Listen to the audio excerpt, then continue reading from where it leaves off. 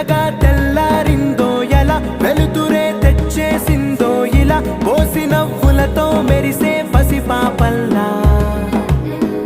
చేదతో బావులలో గలగల చెరువులో బాతుల ఈతల కళ